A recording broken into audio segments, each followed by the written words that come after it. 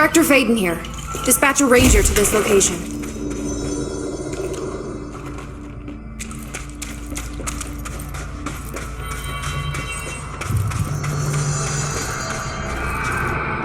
The Hiss are in for it now!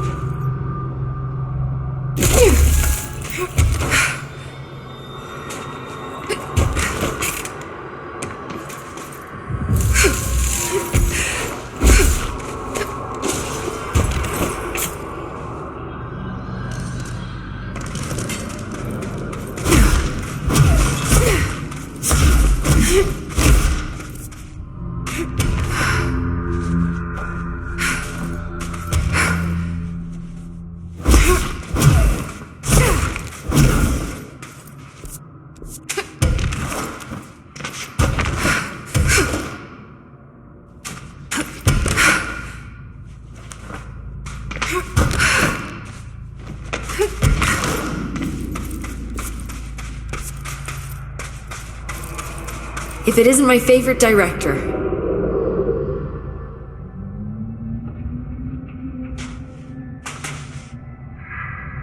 Crystals, cave paintings, rust-filled sand. This place is a research gold mine.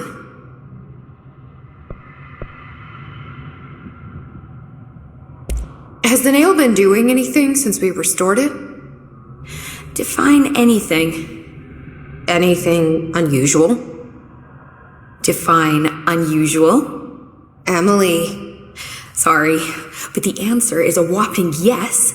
Now that it's whole, the nail is emitting a constant field of, well, think of it like low-level radiation. It seems to suppress any biological matter it encounters. This explains why nothing grows here and why the Bureau had to abandon the area. Prolonged exposure would certainly begin affecting neural processes. Wait. Was the field created when I cleansed the nail? I considered that, but the nail's readings are quite different from the ones I recorded at the cleanse control points. I think the nail's field is purely of its own making. In fact, I think it would passively prevent any Hiss corruption, like the HRAs do, which makes me wonder what actually occurred when you cleansed the nail. I've been wondering about that myself. Did the board let the Hiss corrupt the nail?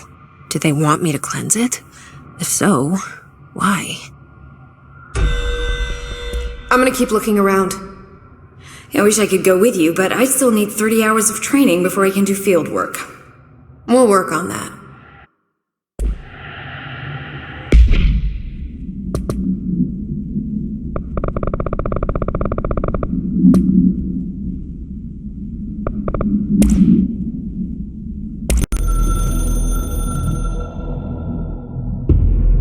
I'm averse to using objects of power.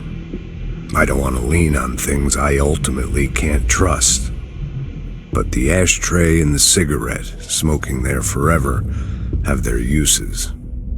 The ashtray maze they conjure is an impossibly changing labyrinth that no one but the binder, and those the binder invites, can ever pass through. The things we hid in dimensional research, the things Darling studies, the danger and the risk involved, call for every measure of security and protection I could bring to the table. The maze, hands down, is our strongest lock. I gave Darling and his chosen crew license to pass through the maze. Lately, I've started to think I should revoke that license.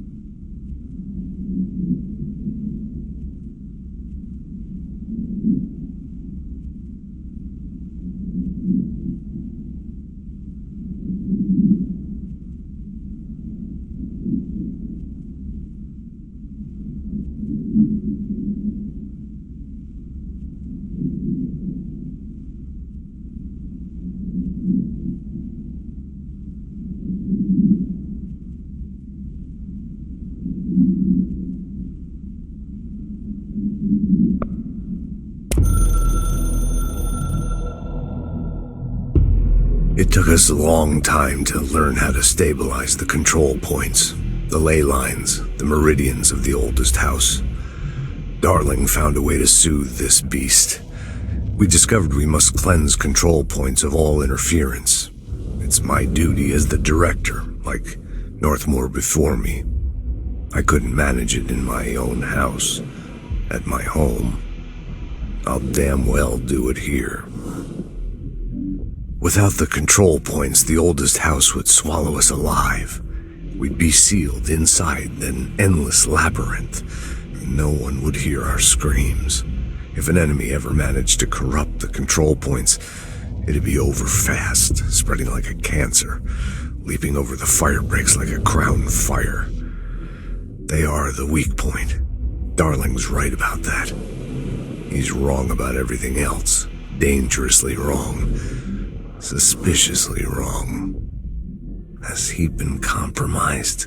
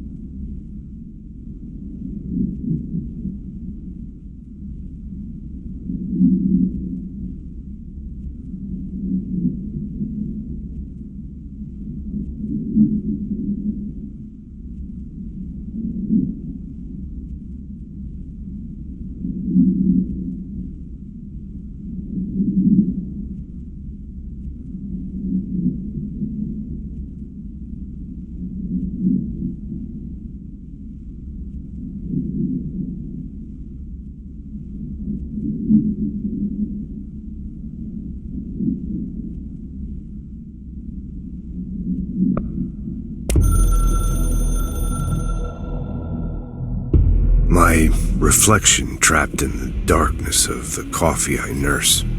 The rain turns the lights of the city into a mosaic on the windows. The day's paper lists all the things wrong in the world. The list grows longer by the day. The difference between the morning and the night: coffee, whiskey, no other difference. The alarm goes off at 5 a.m. It feels like I just closed my eyes. It's dark. I sit up on the bed in the gloom. I get up, I shower. The driver waits for me downstairs, takes me to the oldest house. An old man stares at me in the car window. It's raining. It's dark. Late at night, he brings me back here.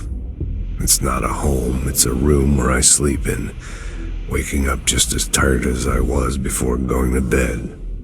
Endless grind.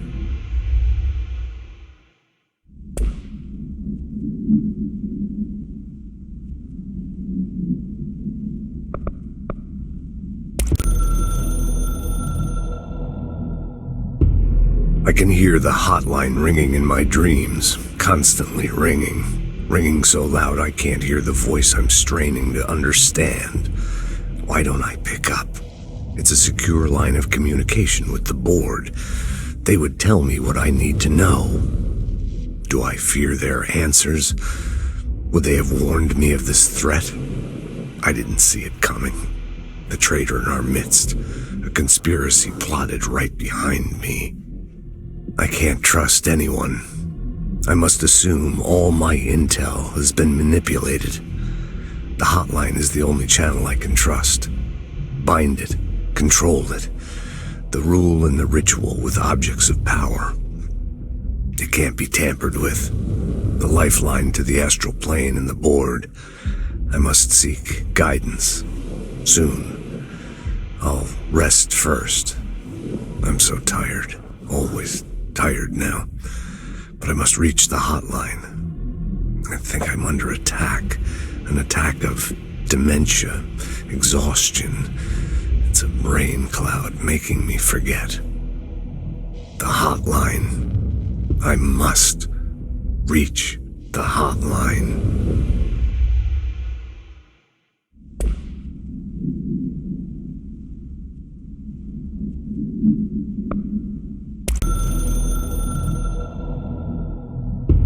So much is expected from the director.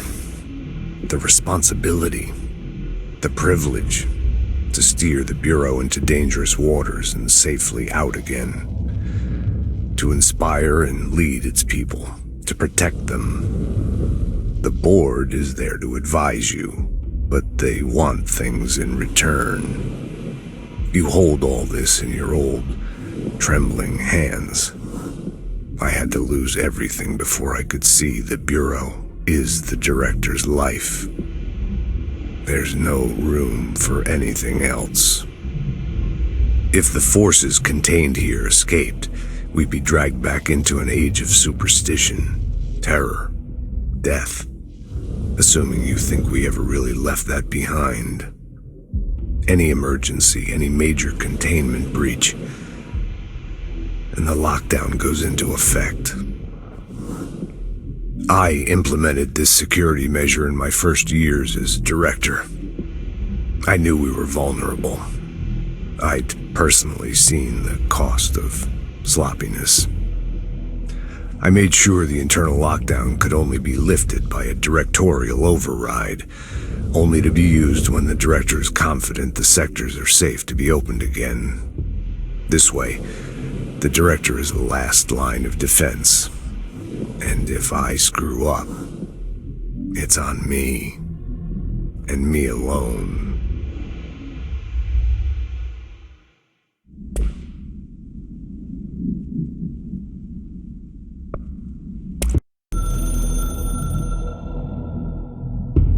A director needs a team, my management team. These people know the secrets of the Bureau as well as I do, some even better. They have proven themselves. Darling, Tomasi, Salvador, Marshall. Marshall especially, my head of operations. She sees right through me. She knows I don't like relying on people. The only person you should fail is yourself. So I followed my own orders. Northmoor hated my guts for that. But things change when you become director. You suddenly see this dark void for the horror show it truly is, filled with screaming fear we pretend to control. Sand leaks through my fingers.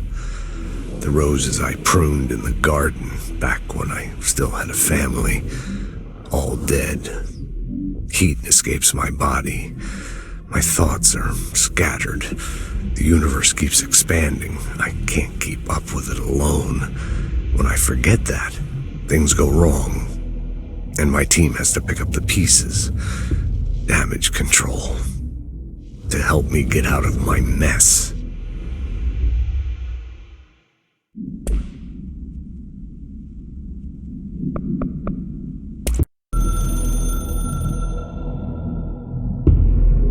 Northmoor was director before me.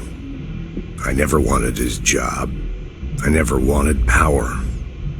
I purposefully avoided it, didn't trust it, didn't want to rely on it. Northmoor was all about power. A man like an explosion, hungry for authority, for order, for more, until it was too much. I had to find a solution in the end, contain the situation. Northmoor never liked me, but he went along with it, to his credit. He didn't really have a choice. I suppose at the end of the day, a director's most basic duty is to keep the lights on. Here's to you, Northmoor. There were no prime candidates waiting in the wings, but I was there. Had been the whole time, keeping my head down, working my ass off. I had nothing to lose. I picked up the gun almost on a dare.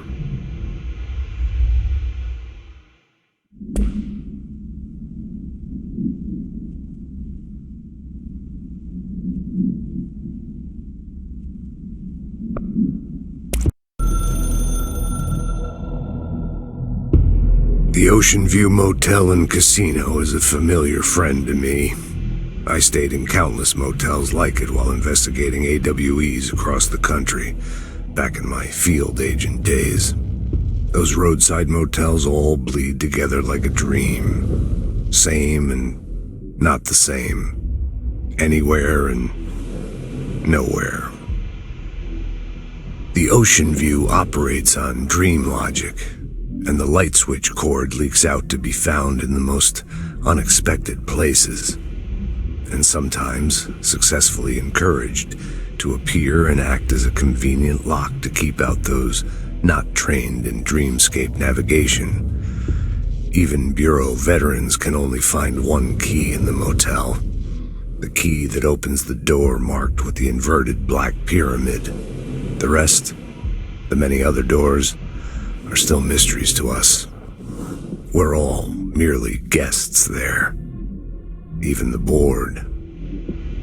Sometimes I need to visit just to breathe easier for a while. It beats the numb, sterile apartment I spend my nights in, insulated from everything but myself. I guess that's where the whiskey comes in.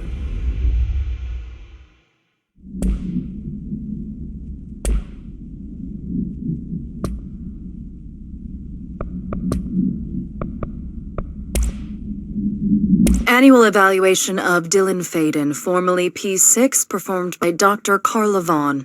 The questions asked here correspond to the 5th iteration of the Gunner's psychological assessment. Are you ready, Dylan? Let's begin then. In a single word, describe the world around you. Where's Casper? Dr. Darling is out of the building today. He's never out. He didn't want to come, did he? He never visits, not since Roberts. Tell Darling it wasn't my fault. I couldn't control it yet, but I can now. I learned. Will you tell him? In a single word, describe the world around you. A prison. A cold, empty prison. Not even a poster on the wall. What is the next number in the sequence 3, 6, 9, 12, 15? 18. What day is it today? How the hell would I know? It's not like you give me a calendar. You find a rabbit in the woods. It is breathing, but not moving. You cannot see any blood. What do you do? Leave it. Expand on that. It doesn't matter. The rabbit's not real. None of it's real. What day is it today? Do you enjoy asking people questions that can't be answered? Is this what gets you up in the morning? What you dreamed of doing as a scared, stupid little girl? Can you describe a dog to me? In Ordinary, we had a friend. Nosebleed Neil. And when it all went crazy, you know what I mean. Nosebleed Neil turned into a dog. Or something like a dog. What day is it tomorrow? Fuck off! I don't know! There is no calendar! How can I fucking know? Dylan, calm down. Fuck you! Fuck you and fuck Casper! Hey! Are you watching this, you old fuck? Did you send your bitch because you're too scared of me? Where is Casper? Security, get a team in here. I need...